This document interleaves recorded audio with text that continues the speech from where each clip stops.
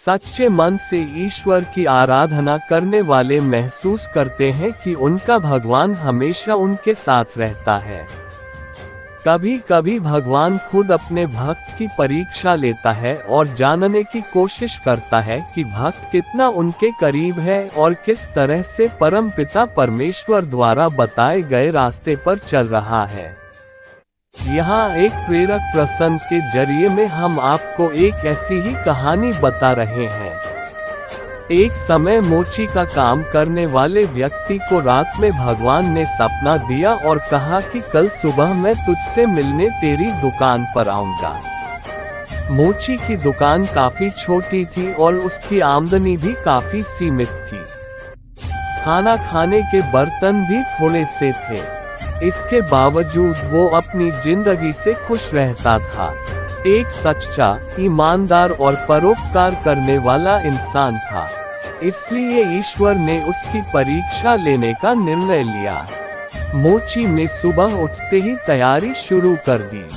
भगवान को चाय पिलाने के लिए दूध, चाय पत्ती और नाश्ते के लिए मिठाई ले आया। दुकान को साफ कर वह भगवान का इंतजार करने लगा। उस दिन सुबह से भारी बारिश हो रही थी।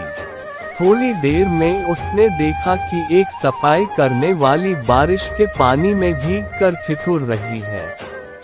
मोची को उसके ऊपर बड़ी दया आई और भगवान के लिए लाए गए दूध से उसको चाय बनाकर पिलाई। दिन गुजरने लगा।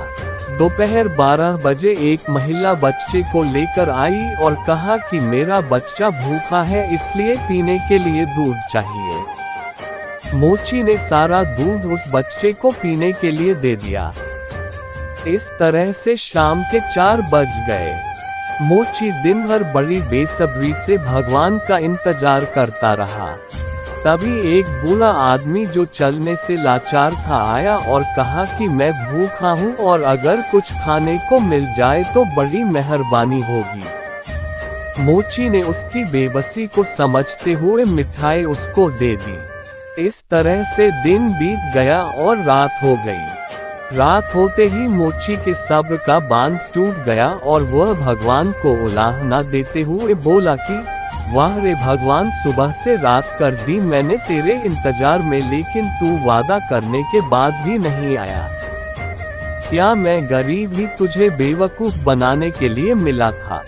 तभी आकाशवाणी हुई और भगवान ने कहा कि मैं आज तेरे पास एक बार नहीं 3 बार आया और तीनों बार तेरी सेवाओं से बहुत खुश हुआ। और तू मेरी परीक्षा में भी पास हुआ है, क्योंकि तेरे मन में परोपकार और त्याग का भाव सामान्य मानव की सीमाओं से परे है। इस कहानी से हमको यह शिक्षा मिलती है कि किसी भी मजबूर या ऐसा व्यक्ति जिसको आपकी मदद की जरूरत है, उसकी मदद जरूर करना चाहिए।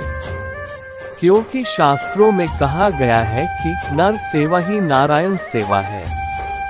और मदद की उम्मीद रखने वाले, जरूरतमंद और लाचार लोग धरती पर भगवान की तरह होते हैं, जिनकी सेवा से सुकून के साथ एक अलग संतुष्टि का एहसास होता है।